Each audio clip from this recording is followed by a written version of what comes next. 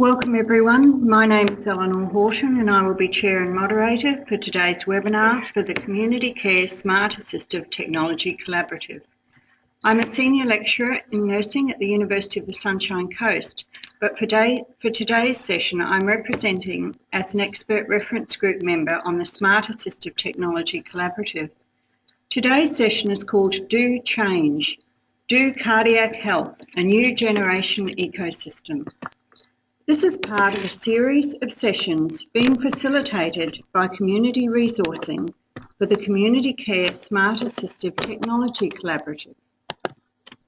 Community Resourcing uses their international expertise and networks to build community capacity through empowerment, knowledge transfer, skills enhancement, research and development projects.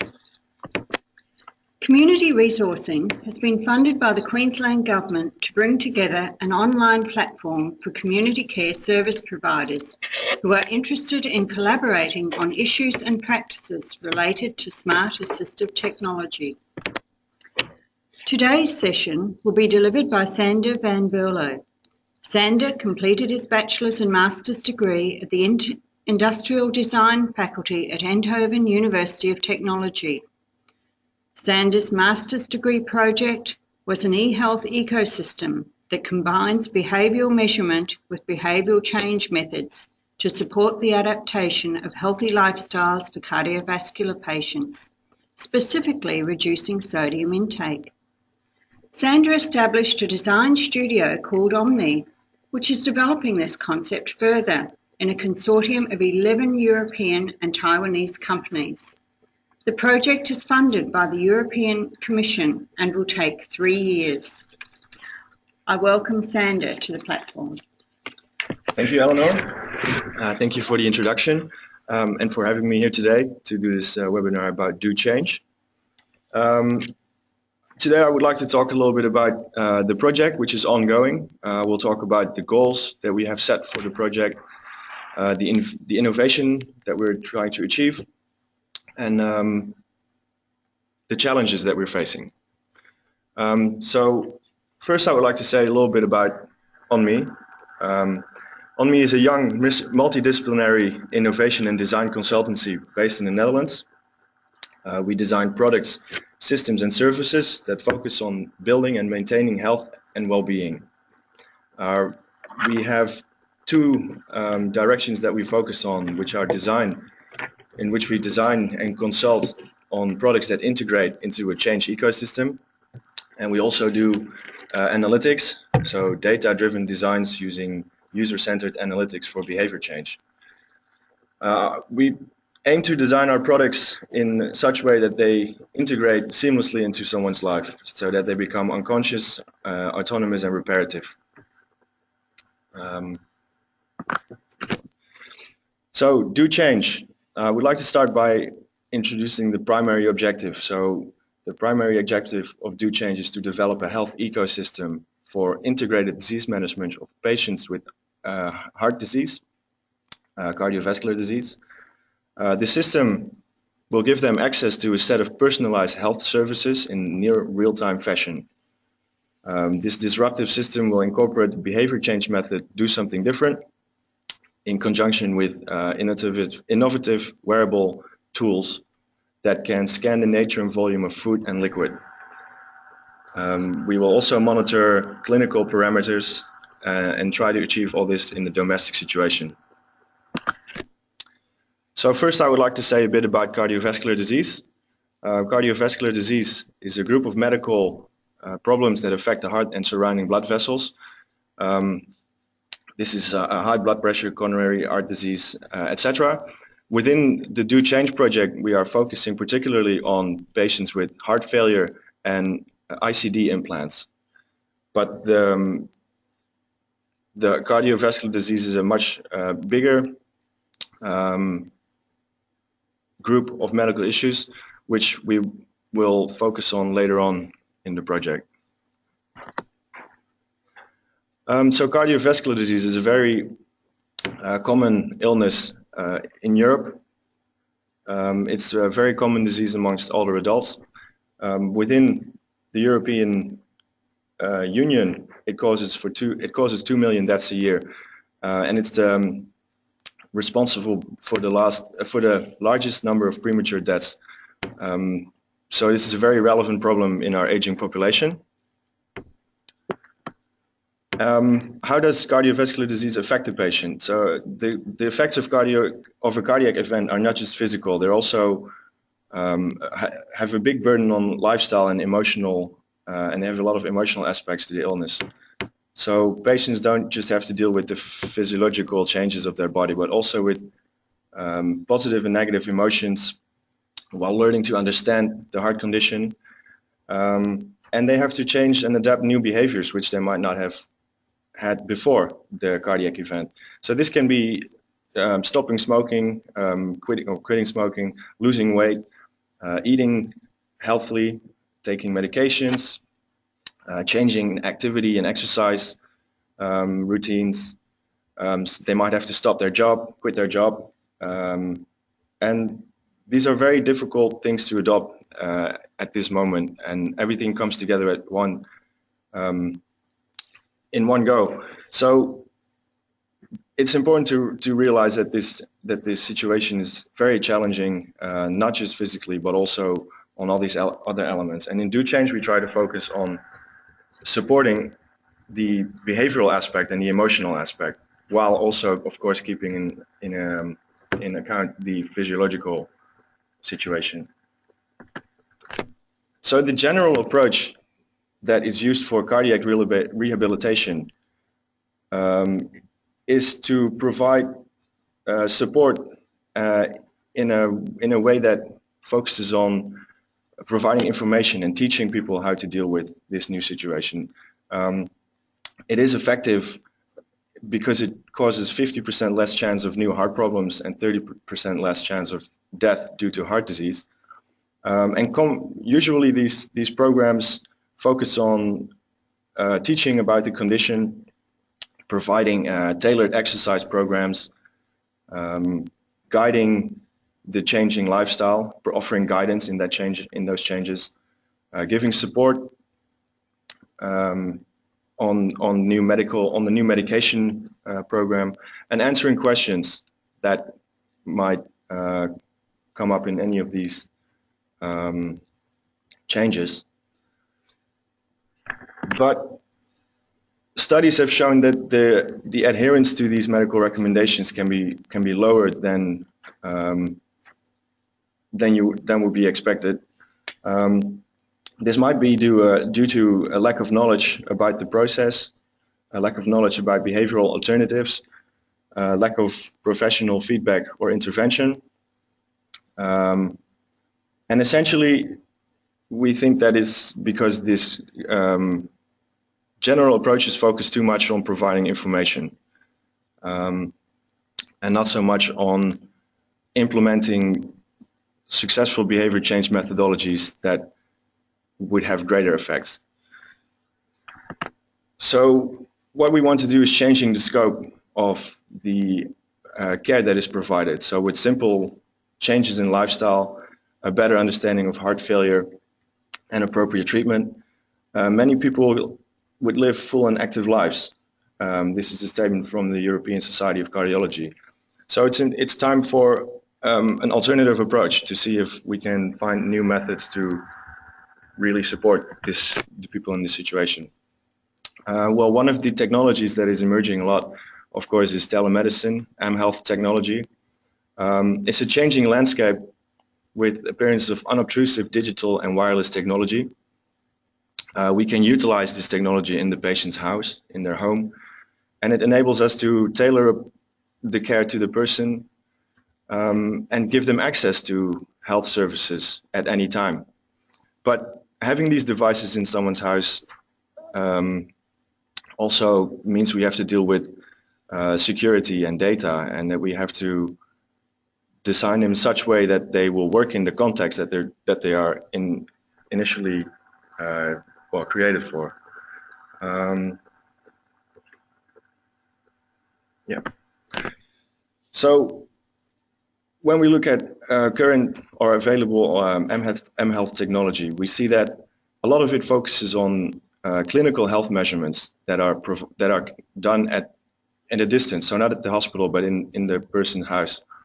And these physiological sensors that are initially designed for hospital settings are now taken into a domestic situation, and we kind of expect them to function in the same way, which of course is very challenging because it's a very different environment. People are in a different mindset. There's different interactions with the device, but also with the patient. So it's a family setting, and sometimes there's a lack of technical support. These devices can be very complex and technical. So it's important to have a new look at this and to try a different approach for telemedicine as well. So I also want to mention a recent study that came out about disability adjusted life years, which is a measure of overall disease burden as expressed as the number of years lost due to illness. This study showed that behavioral risk factors make a greater contribution to these number of years lost due to ill health than any other risk factor. And the biggest risks overall are diet and physical activity. That's an absolute number one. Then tobacco consumption and alcohol consumption. So if we focus this system on changing behavior rather than monitoring physiological parameters, we could have a very interesting effect on the patient's well-being. So this is the video I was going to pop up. Is this paused now? Okay.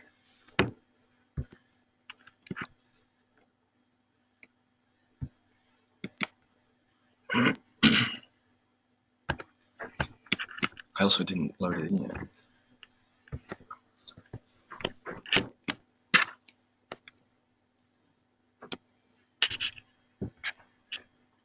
Okay, we can play. I'll explain it again.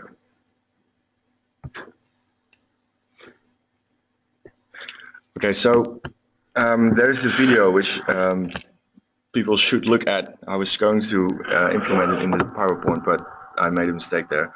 The link is in the references though, so please go and visit that video. It's very interesting. This is a man who lives at home. He's by himself, and he has gotten 3 devices to support his everyday activity and to monitor his everyday activity. One of them is an intelligent walking stick or a cane. The other one is an intelligent fork, and the third one is a sleeping monitor. All 3 devices are well intended and provided to him by his family. And in the video, you see that at the beginning, the man is quite willing to follow all the advice that these products provide him. So they beep and they give him a number saying, you haven't done your steps for today yet. Or they beep and they say, this is a healthy meal, you've already had so many calories, and it keeps counting up. So at the beginning, you see that this man is adhering quite well to this program and to these devices. But after a while, he gets frustrated by it because they're not integrated into one system. He's really using 3 different things at the same time. And after a while, you see that he starts using his regular fork next to his intelligent fork. So he's eating an unhealthy meal and eating a healthy meal, well, fake eating a healthy meal. But the video is a very interesting, well, it's a hypothetical video, but it's a very interesting perspective on the challenge that we face with these telemedicine devices and with all these separate solutions. Because this man is obviously frustrated by it, and the devices become unwanted in a sense. So the challenge that we face is making a solution that integrates all of these products together, and that make more sense than what we see in the video, where it really focuses on alarms and providing information and giving numbers rather than giving him feedback that he can act on more successfully and with a better experience. So please visit the website and look at that video. I think we have to. So the fundamental flaw that we see in many of these lifestyle products is that believing that it's enough to raise awareness by telling, informing, or educating people. We know that knowing does not equal doing. So just simply providing someone with the amount of calories that they've had that day, or telling them that 10,000 steps is what they should do and they've only done 5, does not change behavior. There's a disconnection between what we do and what we think and what we know. So the objective for us is to empower citizens to manage their own health and disease. So we're developing this new ICT health ecosystem that combines do something different, which is a groundbreaking behavior change methodology that focuses on doing, like I mentioned in the previous slide, and not on knowing. We integrate this with self-management devices. So for this system, we are developing new devices. On the right in this slide, you see some simple sketches that visualize two of the 3 devices that we're working on. So one of them is an intelligent spatula that monitors behavior during cooking routines and is also collects information about the content of food. The second device we're working on is a sleeve-like device that tracks fluid consumption throughout the day. And the third device is a digital scanner that can understand eating behaviors outside the home. So with these 3 new devices, we are trying to capture someone's nutritional behavior in and outside their house. And we are combining these devices with existing devices such as an ECG device or an activity tracker or a weight scale. So we are combining these devices to create a holistic approach to combine dietary and lifestyle management and to create greater adherence to medical plans. So the objective for us is to integrate these new concepts that we have with existing devices to create a complete image of the lifestyle and the changes that are desired.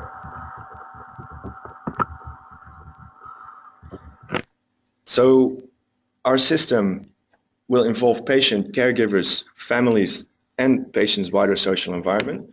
We encourage secondary prevention and address avoidable negative health and well-being outcomes. We're not just sensing, we're not just creating data, we're also creating a full picture of support around the patient. So the patient takes active role in their healthcare and in their process, and they will share the responsibility of the process. Health professionals with this system will be able to provide low threshold and personalized interventions, also from a distance, so the patient does not have to visit the hospital for these. And like I said, we encourage secondary prevention and put the patient at the center. So with these new systems where we create data about health parameters of a person, there's also a challenge with the data security. Of course, all this information goes into the cloud, and the cloud is vulnerable in a sense. So we want to create a system in which the patient is confident and feels in control of the process and of the data. So what we're doing is to create a personal data store. In principle, this means the rights of the data are given to the individual. They get all the data stored in a cloud-based, personal data store, we call it, in the view of the patient relationships. So the relationships between the patient and everyone else who accesses the system. The patient can authorize everyone and distribute rights that give people access to their data. So they give rights and they give obligations concerning the information that flows between the data store and other partners. So this leads to 2 principles. The patient becomes a genuine stakeholder in their own process, and they become the ethical integration point of their own data. So a challenge with creating a health ecosystem like this is that we want to integrate several e-health technologies with existing systems that are already out there. We can often design technology and apply it to an existing system, but there might be friction. Maybe a medical professional does not understand fully how to operate the system, or maybe it doesn't fit in with the already existing program. So what we're trying to focus on, and it's a big challenge, is to integrate this whole new ecosystem with the existing healthcare that exists in the Netherlands, Spain, and Taiwan, which is where we will do the studies. And integrating these things presents challenges on different levels. Communication between devices is always a challenge. How do we make devices communicate with each other and with the system? How do we engage the user with the system over a longer period of time? So at the beginning, everyone might be interested in this new solution, but we also want them to adhere to this program, say after 3 months, after 6 months, after a year. How do we analyze all the data that we generate from all these different sources? So both behavioral, physiological, symptomatic. How do we analyze this all and create an accurate dynamic profile of the patient, and then also tailor the feedback and the coaching to this dynamic profile? Another issue or challenge really is ensuring data security and the privacy. And like I said, we will tackle this by implementing new data security methods, such as the personal data store, in which we give the control to the user. E-health technology is often not appealing. We get lost in complex interfaces and products. We sometimes see that products are stigmatizing, and otherwise other ones focus too much on illness rather than the active and healthy or enjoyable life besides it. We want to, in Do Change, we want to involve the user in every step of the process.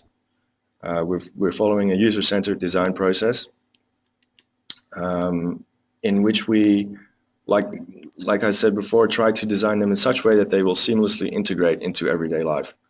So we focus more on providing positive life changes rather than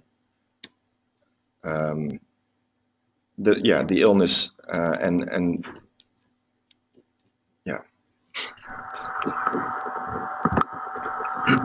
So the innovative approach in Do Change creates a balance between behavioral, social, and clinical elements in healthcare. We handle privacy and security in an innovative way. We gather information in a new way by integrating new behavioral analysis products into someone's life. We have a new approach, so we do not focus on providing information and teaching people about what is right and what is wrong, but we tell them what to do, and they will understand afterwards why that was so positive. So this is the do something different methodology. And we have these new individual devices, the micro behavior measurements for the cooking in the house, liquid intake in and out of the house, and dining outside of the house. So this project will conclude after 3 years. It has been going for half a year now, and we will do several studies throughout the project. We're doing process mining analysis to learn about the care pathways that currently exist in the hospitals in all 3 countries. We're creating clinical pathways to understand decision moments and contact moments between patients and the healthcare centers. We are soon doing controlled environment studies with the first prototypes that have been created for the new micro-behavioral measurement tools. This will be with non-patients, and this will give us a lot of input into the usability and into the quality of the design, really, in the context that we aim for. The final study of this project will be a proof of concept. It will be a field study with 150 patients, of which 75 will be control group and 75 will receive the intervention. This project will do these tests in Spain, Taiwan, and the Netherlands. So it will be a very interesting cultural study in which the differences between these cultures will also be very relevant to the success of the intervention. And additionally to this, we will also do a similar study with 20 renal patients because they face similar struggles to the cardiovascular patients. And really with this Do Change ecosystem, we are now focusing on cardiovascular, but this new behavioral approach to healthcare could be applied to many other chronic illnesses as well. So we'll be exploring those in the future as well. So then I also want to mention a little bit about the Horizon 2020 program, which is funding this Do Change project. Horizon 2020 is a big new EU research and innovation program, nearly 80 billion of funding available until 2020. In addition to this in addition to this investment into this research investment, they expect that this will also attract private investment. And this program promises breakthroughs, discoveries, and world firsts by taking great ideas from the lab to the market. So it really focuses on research that can be taken to the market rather than, well, just scientific outcomes that do not actually change people's lives. So Horizon 2020 is seen as a means to drive economic growth and to create jobs. It has the political backing of Europe's leaders. And with this, they expect that overall 20% of the combined budget will go towards social challenges. And then they also provide lots of support for SMEs, so small to medium enterprises, because great ideas need to be picked up by the users, consumers, and the market before they can transform society. And small medium enterprises like my own benefit greatly from these programs. So by coupling research and innovation, Horizon 2020 is helping to achieve all this innovation with an emphasis on excellence, excellent science, industrial leadership, and tackling societal challenges. So these are the three directions in which all the projects have been categorized.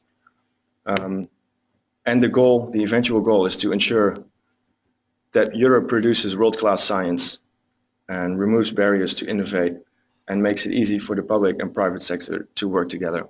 So within this particular Do Change project is a good example because we are working with the healthcare sector, big research institutions, but also the private sector.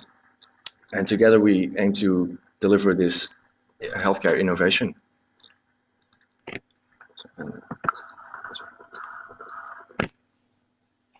Thank you. Thank you, Sander, for a wonderful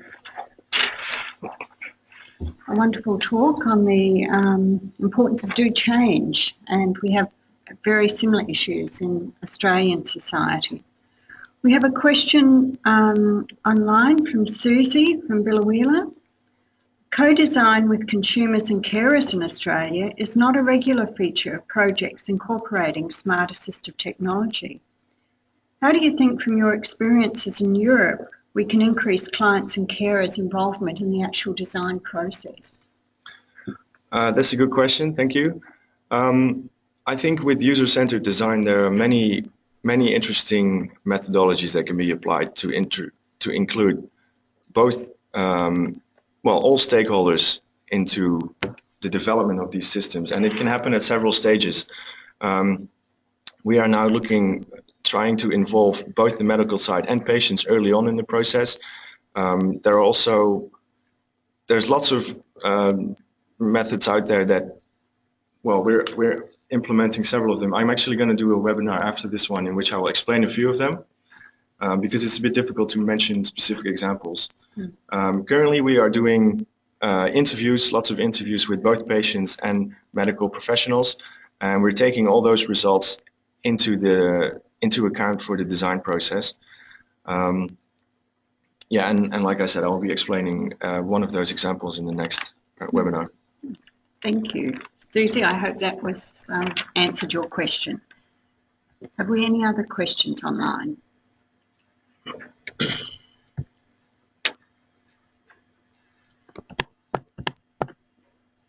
Thanks, Eleanor. Just a comment, it's Anne Livingston, a comment I've made online. Thank you very much, Sandra and Eleanor, for arranging today's webinar. I guess in Australia we're seeing a lot of projects that are doing something fairly similar to what has been demonstrated today. Not obviously with the level of funding that you've been so fortunate to get from Horizon 2020. And we're really keen to stimulate a discussion with policy and funders about the need to invest in innovation and the economic consequences that would have, as well as the social imperatives that we have for that investment to be made. But I guess I'm really keen to see that we continue a dialogue through the Community Care Smart Assistive Technology collaborative platform, and would like to see the opportunity to have ongoing dialogue with you about your project and what other projects in Australia might be able to inform yours or vice versa. Thanks for a great presentation today, Sandra. Thank you. Thank you, Sandra.